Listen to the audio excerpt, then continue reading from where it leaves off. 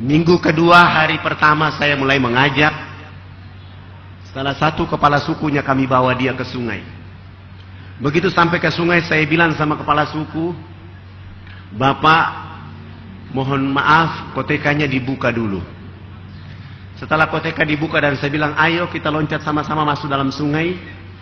Begitu kami loncat masuk ke dalam sungai, naik, saya mulai mengambil dua sabun dan satu untuk saya. Satu saya berikan kepada kepala suku dan 19 dai itu saya suruh berdiri paling depan. Saya berdiri di belakang 19 dai dan kepala suku ada di samping kanan saya. Saya bilang, Bapak ikut gerakan kami. Begitu kami gosok sabun di sebelah kanan, kepala suku ikut gosok sabun di sebelah kanan. Begitu kami gosok sabun di sebelah kiri, beliau ikut gosok sabun di sebelah kiri. Sesudah itu saya mengganti sabun dengan sampo. Begitu saya kasih beliau satu sampo, saya juga pegang satu sampo dan saya siram sampo di rambut saya, beliau ikut siram sampo di rambut. Rambut kami orang Irian itu kalau belum kena air dengan sampo itu rambut tenang-tenang saja.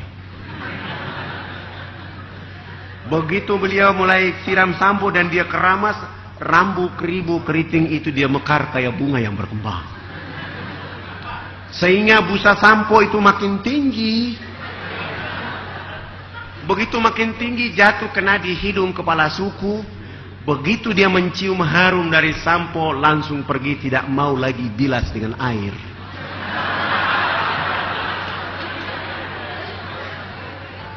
Begitu dia jalan, para dai mengatakan, Bapak kepala suku harus disiram dengan air. Beliau mengatakan, tidak anak, ini wangi. Rupanya selama hidupnya baru pertama mencium bau harum.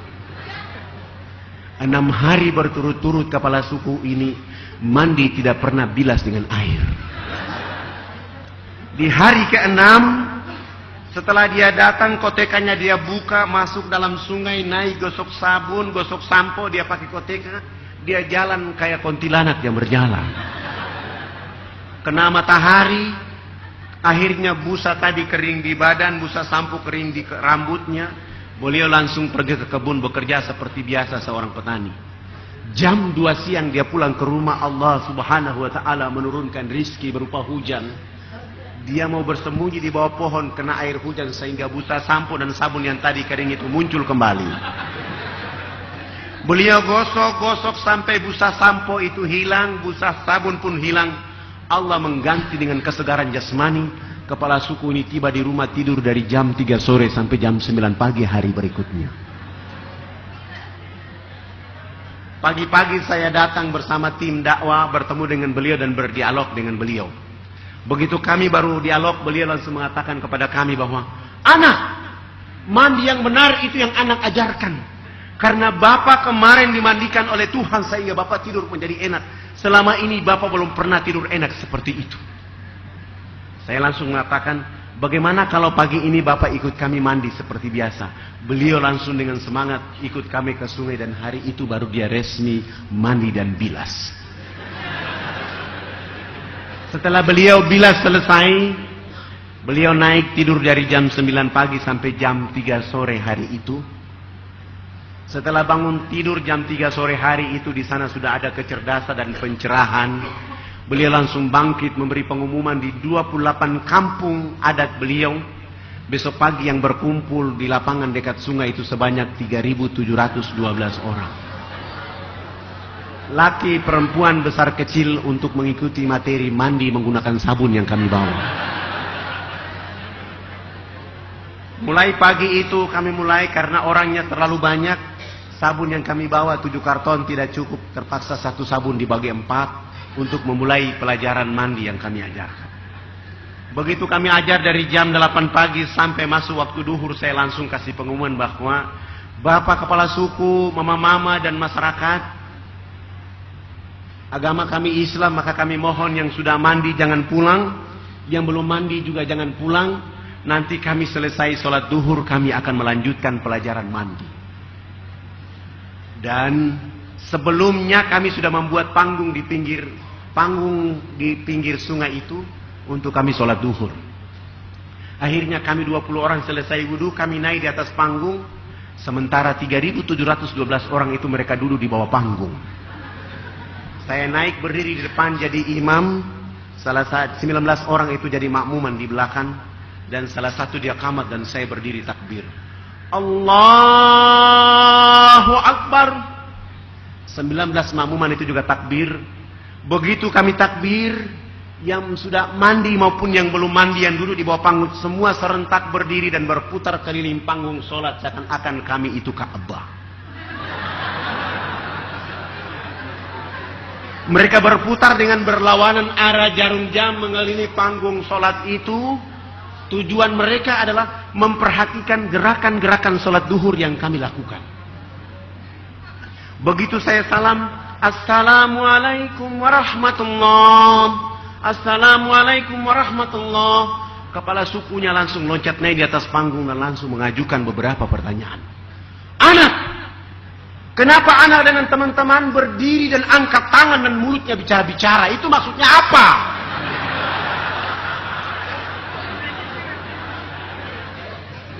Saya langsung memuji Allah, subhanallah, ini baru mandi sudah cerdas begini.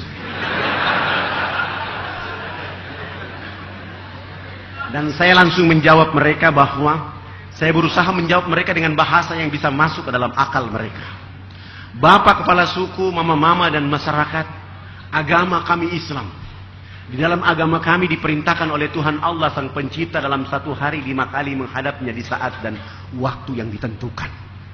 Tadi kami berdiri mengangkat tangan, itu artinya kami menyerahkan sepenuhnya kehidupan, jiwa dan raga kami kepada Dia Allah yang Maha Besar. Yang kami bicara itu adalah Allah Maha Besar, sementara kami adalah sangat kecil di atas bumi. Sehingga tangan kiri ini malu menutup dada kami, tangan kanan pun malu menutup tangan kiri dan tangan kanan. Terserah Allah.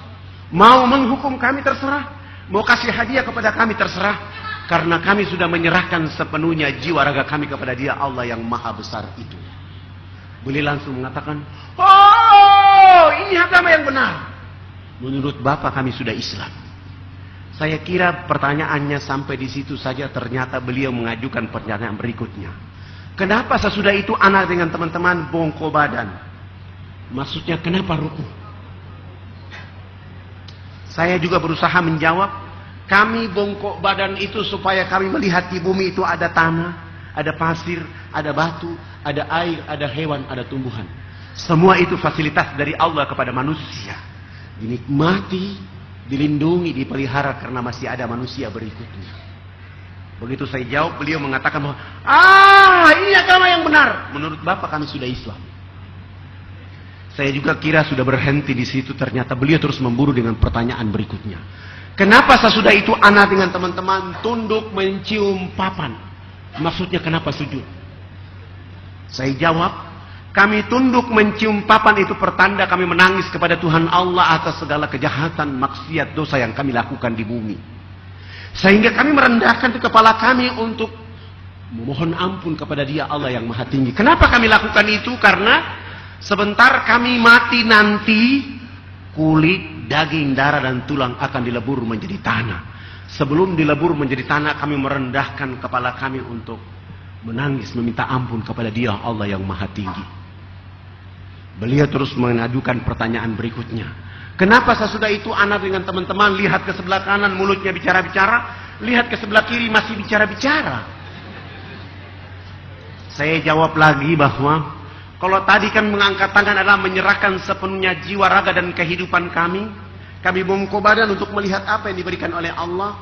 Sesudah itu kami menangis minta ampun. Selesai minta ampun, kami lihat ke sebelah kanan. Kalau belum ada, kami lihat saudara-saudara kami ada yang belum tahu mandi. Tugas kami mengajarkan mereka bisa tahu mandi.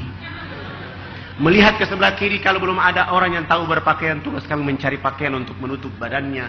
Ada yang sakit, tugas kami mencari obat. Ada yang lapar, tugas kami mencari makan. Sehingga hubungan kami dengan Tuhan Allah terus berjalan.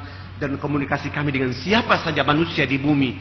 Sehingga menjaga alam ini terus damai, tentram. Untuk beribadah kepada Allah subhanahu wa ta'ala. Begitu mendengar penjelasan saya dan kepala suku mengatakan bahwa kalau begitu kamu 20 orang tidak boleh duduk di atas panggung, kamu turun duduk di bawah. Akhirnya kami 20 semua turun duduk di bawah panggung.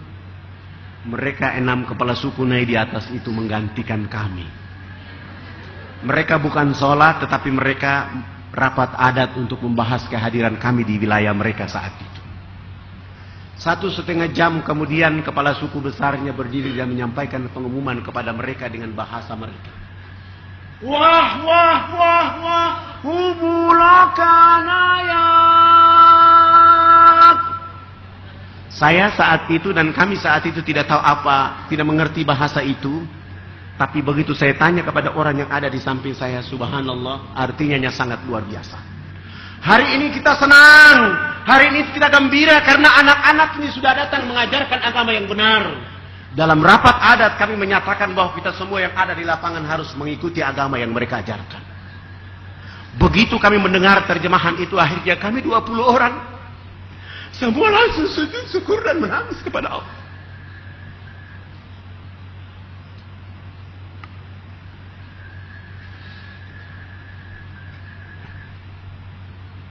Kami berterima kasih kepada Allah Subhanahu wa taala karena itu kami mengangkat tangan dan mengatakan kepada Allah, "Ya Allah, ya Rabb, kami belum menyebut namamu ke dalam dada mereka.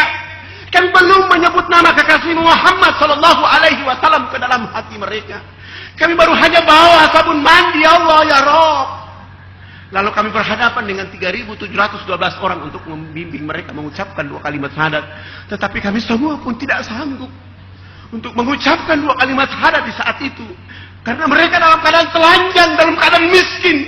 Tapi wajah mereka begitu tulus untuk mengucapkan, "Asyhadu an la ilaha illallah wa asyhadu anna Muhammad Rasulullah." Ya Allah, ya Rabb, kuatkan dakwah ini. Ajari kami dakwah ini agar kami terus bersama mereka.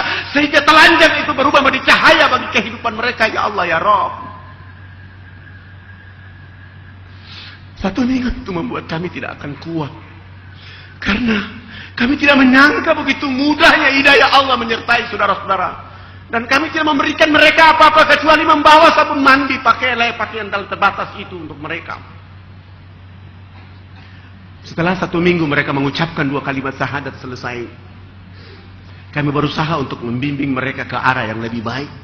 Dengan cara merubah dan mengganti nama-nama mereka. Sehingga yang nama Yohanes, nama Paulus, Wilhelmus kami ganti semuanya. Paulus kami ganti nama dengan nama Ibrahim. Wilhelmus kami ganti nama dengan nama Abu Bakar. Dan nama-nama seperti itu paling layak kepada orang Irian ketika masuk Islam. Sangat lucu kalau ada orang Irian masuk Islam, rambutnya keriting, badannya hitam keling, dipanggil Cecep. Sangat lucu kalau dia masuk Islam, rambutnya keriting, badannya hitam keling, dipanggil Subagio.